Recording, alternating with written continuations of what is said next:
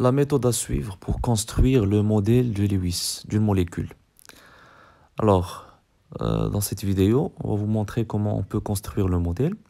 Alors, premièrement, nous allons apprendre à remplir un tableau dont la forme est la suivante. Donc, ce tableau-là, il comporte la formule brute de la molécule, les atomes qui composent la molécule, ainsi que la structure électronique de chaque atome, le nombre des électrons de la couche externe ou bien le nombre des électrons de valence, la structure électronique du gaz rare le plus proche, le nombre de liaisons covalentes que l'atome peut former ou bien doit former, le nombre de doublés non liants, et on va par la suite répartir les doublés liants et non liants, bien sûr pour respecter la règle de Dewey et la règle de l'octet. Alors, donc, dans ce cas-là, on va prendre la molécule de chlorure d'hydrogène comme exemple. Alors, procédons par étapes. Dans la première ligne, on va écrire la formule brute de la molécule et éventuellement son nom. Donc, comme j'ai dit, on a choisi le chlorure d'hydrogène comme exemple de formule chimique HCl. Alors, pour les atomes qui forment la molécule. Alors, la deuxième étape, on écrit le nom et le symbole de chaque atome présents dans la molécule, puis leur configuration électronique. Donc, le premier atome, c'est l'hydrogène, Z égale à 1, puis le chlore, Z égale 17. Alors, la configuration de l'hydrogène est K1, celle du chlore, K2, L8, M7. Maintenant, on va déterminer le nombre des électrons de valence de la couche externe. Alors, on donne le nombre des électrons de la couche externe de chaque atome. Pour l'hydrogène, c'est 1. Pour le chlore, c'est 7. Structure électronique du gaz le plus proche. Alors, premièrement, on écrit le nom du gaz rare le plus proche de l'atome considéré et sa configuration électronique. Donc, pour cela, on va utiliser le tableau périodique pour déterminer le gaz rare le plus proche de chaque atome composant la molécule. Alors, on rappelle que pour se stabiliser, les atomes respectent la règle du Dewey et de l'octet. Ils cherchent à s'approcher de la configuration électronique du gaz rare qui leur est proche dans la classification périodique. Alors, prenons par exemple l'hydrogène. Le gaz le plus proche, le gaz rare le plus proche, c'est l'hélium, Z égale à 2.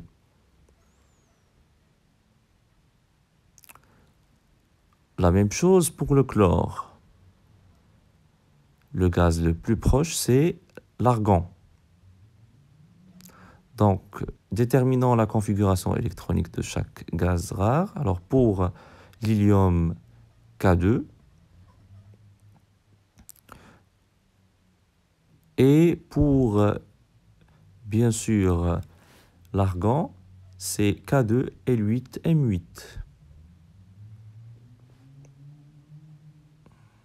Alors, le nombre de liaisons covalentes que l'atome doit former. Donc, on cherche le nombre de liaisons covalentes que l'atome peut former. Alors, pour respecter les règles de Dewey et de l'octet. Alors, premièrement, on va commencer par l'hydrogène. Il possède un seul électron sur sa couche externe. Il veut se rapprocher, bien sûr, de l'hélium K2 pour respecter la règle du Dewey. Donc il a, pour le gaz rare, l'hélium, il possède 2 électrons dans sa couche externe. Donc, on va faire l'opération suivante. 2 moins le nombre des électrons de valence de l'hydrogène. Donc, il contient un électron dans sa couche externe, ce qui est égal à 1. Donc, l'hydrogène peut former une seule liaison covalente avec un autre atome.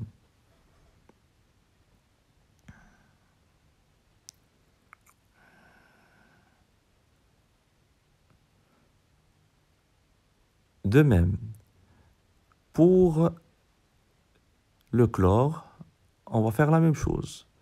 Sauf que l'atome de chlore possède 7 électrons sur sa couche externe. Donc il va se rapprocher de l'argon, qui possède 8 électrons dans sa couche externe. Donc on va appliquer la règle de l'octet. Alors, 8, c'est-à-dire les 8 électrons de la couche externe du gaz rare de l'argon. Alors 8 moins les 7 électrons de la couche externe du chlore, les électrons de valence, ce qui est égal à 1. Donc, cela veut dire que l'atome de chlore peut former une seule liaison covalente avec un autre atome. Alors, donc, on va remplir maintenant le tableau. Voilà. Donc, le nombre de liaisons covalentes pour l'hydrogène, c'est 1 et pour le chlore, c'est 1 aussi. Alors, maintenant, déterminons le nombre de doublés non liants. Alors, on calcule le nombre de doublés non liants qu'il y aura autour de chaque atome. Alors, pour l'atome d'hydrogène, il contient un seul électron dans sa couche externe. Donc, le nombre des électrons de valence, c'est 1. Et bien sûr, met cet électron en commun pour former une liaison covalente. Alors, pour calculer le nombre de doublés non liants, donc on a un électron de valence moins le nombre de doublés liants qui est 1, c'est 0. Donc, il n'y a pas de doublé non liant pour l'atome d'hydrogène. Donc, on fait la soustraction entre le nombre des électrons de valence de la couche externe et, bien sûr, le nombre de doublés liants. C'est-à-dire 1 moins 1, ça fait 0. Donc, il n'y a pas de doublé non liant pour l'hydrogène. Alors, on va remplir le tableau. Donc, pour l'hydrogène, on va écrire 0, puisqu'il n'y a pas de doublé non liant. Alors, on va faire la même chose pour le chlore. Alors, pour le chlore, il possède 7 électrons dans sa couche de valence, ou bien la couche externe. Donc, on va retrancher le nombre de doublés liants, qui est 1. Donc, ça nous donne 6. On va la diviser par 2, ce qui nous donne 3. Donc, ça veut dire que le chlore possède 3 doublés non liants. Alors, sur le tableau, on va mettre 3.